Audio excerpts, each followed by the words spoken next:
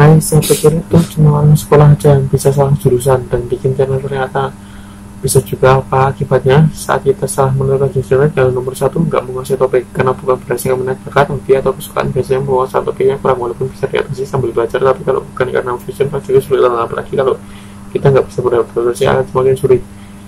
Kalau kita nggak menguasai topik, biasanya mengakibatkan juga. Nomor dua, baru bikin sedikit video udah kehabisan ide. Beda misalnya kalau kamu suka dengan topik yang kamu bahas, biasanya akan paham banyak hal yang bisa kamu ceritakan.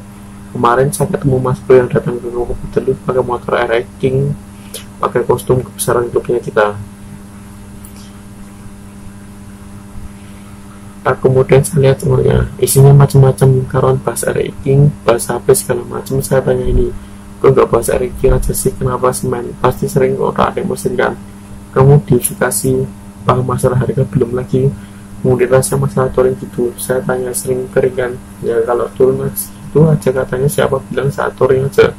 Kita bisa ceritakan banyak hal masalah rute tracknya, ada bengkel dimana buat emergency biar mesin adem, gimana caranya dan sebagainya. Oh ya, biasanya kalau touring itu kan pasti tahu tempat istirahat yang aman, itu bisa dicari teman-teman. Nah itu penting, dan informasi itu wah penting banget. Katanya langsung ngebul dibanjiri di setelah saya pancing gitu. Jadi kalau kita paham topik channel kita, ide nggak akan habis. Nomor tiga, gampang galau.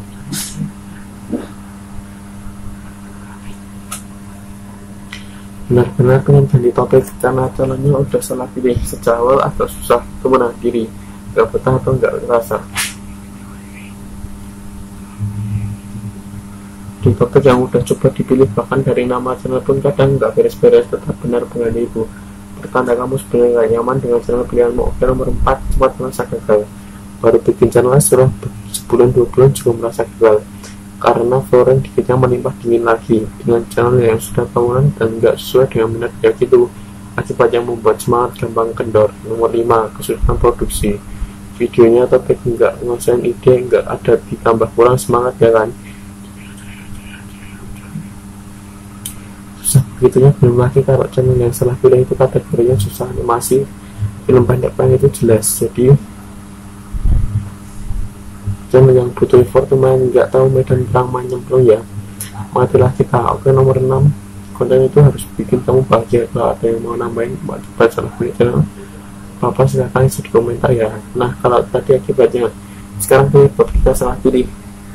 Jenis-jenis channel itu ada beberapa. Ini yang pertama, ikut-ikutan temanmu bikin game, kamu ikutan tetanggamu bikin channel, masa ikutan temanmu vlog nggak mau. Kalau juga akhirnya kamu salah pilih. Nomor 2, absen oriented, jadinya latah. Bikin channel tujuannya untuk aja itu nggak masalah, tapi kalau itu yang ada di pikiranmu cuma duit, monas, bisa bikin salah pilih channel. Tapi selatan juga jangan bikin channel yang sama, lihat berita di YouTuber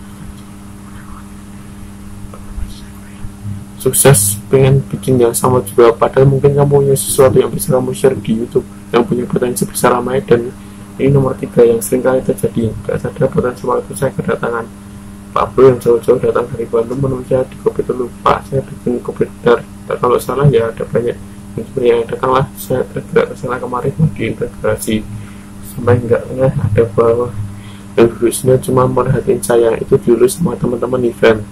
Maksud dari tadi kok belum diajak ngobrol deh, juga saya samperin akhirnya. Gimana Pak, jadi mas saya itu mau nanya, kok sama saya nggak ketemu di pencarian Stanford, nggak dibalas-balas pula sama bapak saya, ini orang yang susah nggak bisa online terus. Nah saya belum mau jawab.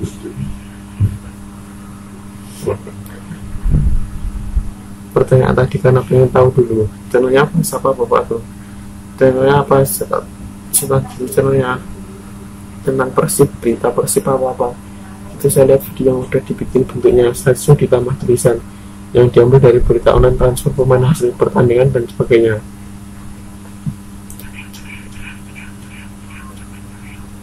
Kemudian saya tanya, bapak tinggal di Bandung ya, penggemar Persib ya, ikut komunitas Viking ya, ikut lanjut ketua Viking tes saat.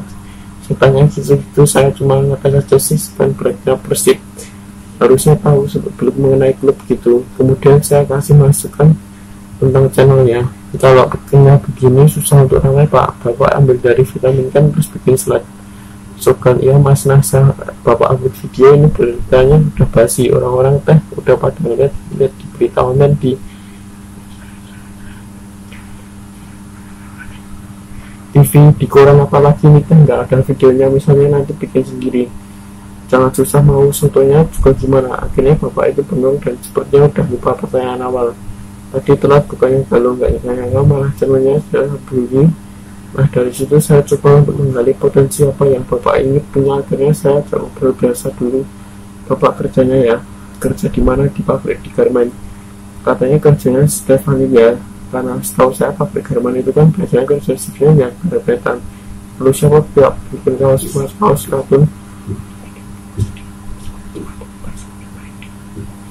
gitulah. Oh sayang yang kompet 30S21 ya. Iya pak. Nah saya boleh tanya enggak pak fokusnya, boleh nggak kalau karyawan itu jualan kaos?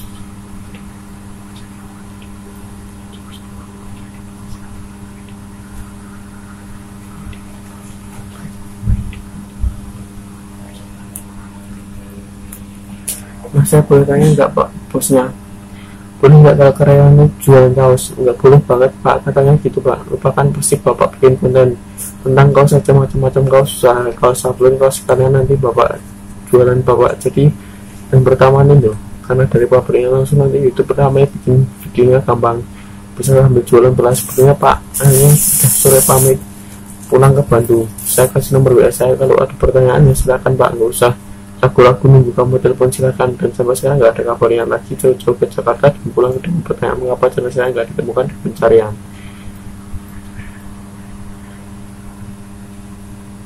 Tidak terjawab data ya, bukan kasih jawaban, malah saya suruh ganti channel konsen, nggak ada kabar lagi. Itu mungkin saking kesalnya ya. Ya mudah-mudahan lah laksanakan dan beliau sukses jadi kembali lagi, nggak usah pusing-pusing. Sebenarnya ada potensi di depan mata, tapi seringkali kita tuh nggak sadar kan, nggak kepikiran karena kejauhan mikirnya. Sekarang nih kalau udah salah bikin channel, tahu bagaimana bikin channel, bukan karena minat, bukan karena bakat, bukan juga karena fashion. Apakah bisa berhasil?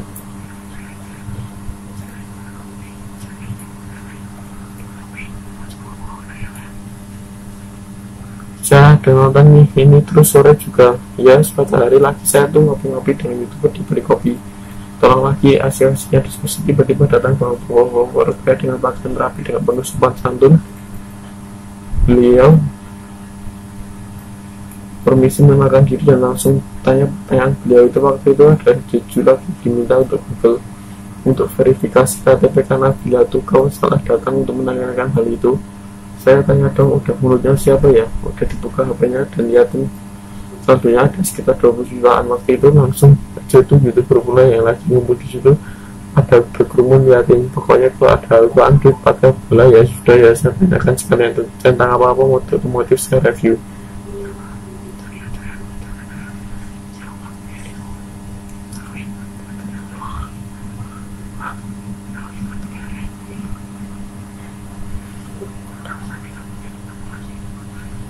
Saya review motor, katanya oh bapak biker bukan mas, punya showroom, yang punya bengkel nggak ikut monetas shop otomotif. Bangga juga masih bingung dong, saya kok bisa sih bahas otomotif pak. Kemudian dia bilang, mas saya tuh nonton video besar dan itu cuma adalah hal yang saya ingat. Benar, tentunya fokus dan pilih channel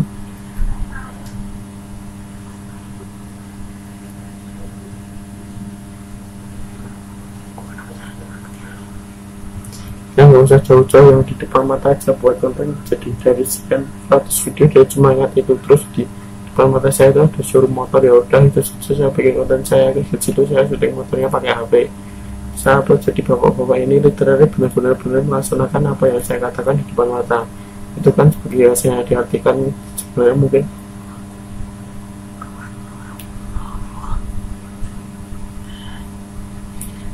dia lagi nongkrong di pinggir jalan atau lagi di depan rumahnya, di depan matanya melihat showroom komen. Saya tanya lagi lah, memang bawa motor enggak lah, terus gimana bikin videonya pak? Kan ada brosur pak, jadi saya syuting sambil baca brosur yang dipakai di belakang. Ya tetes banget bapak ini motor sekian cc, harga hotelnya sekian, segala macam, knalpotnya model semacam, dibaca dari brosur. Saya bilang sudah sebentar bapak, dan ternyata ramai staf upload. Saya kasih nomor telepon showroomnya. Sekarang saya diteleponin showroom di daerah saya, suruh review motor bapak ini nggak kurang bahan. malah pada antri menjadi review, nggak ngerti motor, bukan biker, nggak punya motor, apalagi ikutan komunitas bisa berhasil walaupun sebenarnya bukan bakat dan minat. Emang apa hal itu bisa karena satu just duit.